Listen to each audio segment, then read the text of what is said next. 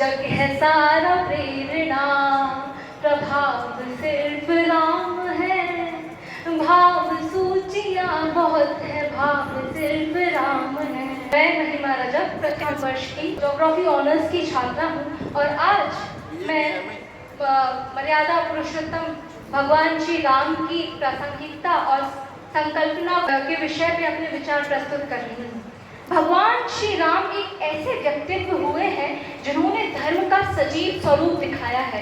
इतिहास में कई नायक हुए हैं जिन्होंने बल को पहले रखा, परंतु भगवान श्री राम ने मर्यादा को पहले रखा और शायद इसलिए वो मर्यादा पुरुषोत्तम भगवान श्री राम के नाम से जाने जाते हैं।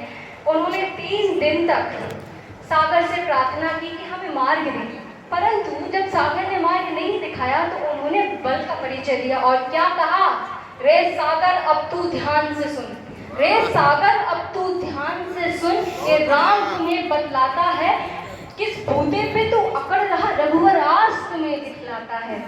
भगवान श्री राम केवल एक धर्म के किरदार नहीं है, वो पूरी मानव सभ्यता के एक आधार है। और अगर हम स्तंभ की बात करें, जो संकल्प हैं उनके, वो 4 स्तंभ में मैं बात करना चाहूँगी। पहला, जो राजनीति में नीति है, पूरी प्रजा बोल रही थी प्रभु श्री राम हमें छोड़कर मत जाइए, हमें आपकी सबसे ज़्यादा ज़रूरत है, पर भगवान श्री राम ने उसके बाद भी वो पुत्र धर्म निभाते हैं, अपना वचन निभाते हैं। और जब हम आज की राजनीति को देखते हैं तो उसमें थोड़ा सा अवसरवाद झलकता है, भ्रष्टाचार झलकता है। तो ऐसे में भगवान श्री राम बताते हैं कि राज से बढ़कर धर्म होता है और जो सत्ता है वो केवल सेवा के लिए होना चाहिए, ना कि स्वार्थ के लिए। जब हम दूसरे स्तंभ की बात करते हैं तो वो आता है परिवार। परिवार में सबसे महत्वपूर्ण होता है त्याग। 14 वर्ष का वनवास जब भगवान श्री राम को मिलता है तो केवल वो पुत्र धर्म नहीं था, वो एक भाई का धर्म था, वो एक पति का धर्म भी था। तो जब हम देखते हैं कि 14 वर्ष का वनवास भगवान श्री राम क्यों करते हैं, भगवान श्री राम, प्रजा उनके साथ थी, सारा जन उनका जाप कर रहा था, परंतु फिर भी उन्होंने वनवास को चुना क्योंकि उनको चिंता थी आने वाली पीढ़ी की कि आने वाली पीढ़ी मुझसे क्या ज्ञान लेगी। अगर हम समाज की बात करते हैं, जो तीसरा स्तंभ है समाज में, जब हम देखते हैं भगवान श्री राम ने सबरी के झूठे बेर खाए और उसके बाद निसास राज को भी गले लगाया, तो ये दिखाता है कि समाज में किस तरह से समानता का परिचय भगवान श्री राम देते हैं। और शायद इसलिए इंडोनेशिया जैसे जो मुस्लिम डोमिनेंस वाला है, मुस्लिम प्रधान देश है, वहाँ आज भी रामलीला देखने को मिलती है, आज भी रामलीला का आयोजन किया जाता है। नेपाल में देखने को मिलता है। तो सोचिए एक राजकुमार ने किस तरह से सीमाएं लांघकर पूरी मानव सभ्यता को जोड़ा है। अगर हम व्यक्तिगत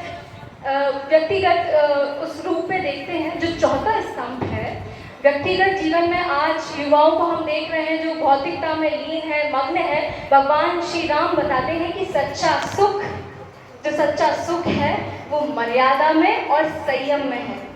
कई सारी रिसर्च की गई, शिकागो यूनिवर्सिटी रिसर्च करती है, स्टडी करती है और बताती है कि जो रामायण है 300 से ज़्यादा दक्षिण पूर्व के जो देश हैं वहाँ पे आज भी जो लोक गाथाएं हैं उसमें आत्मा मानी जाती है,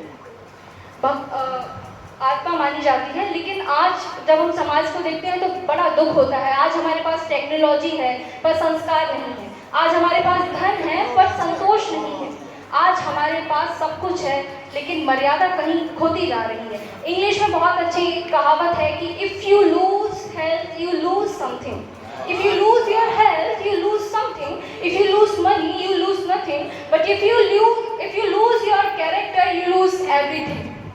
मर्यादा सब कुछ है। हम आज पूरी दुनिया रोल मॉडल खोज रही है, लेकिन हमारे पास अपना खुद का रोल मॉडल है जो ना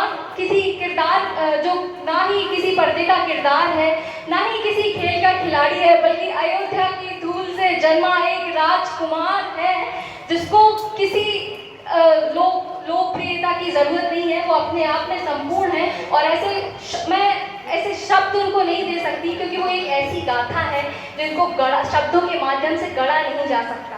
जब तक मानवता जिंदा है तब तक राज्य से ऊपर धर्म रहेगा, धर्म से ऊपर मर्यादा रहेगी और मर्यादा से ऊपर कुछ भी नहीं, कुछ भी। धन्यवाद।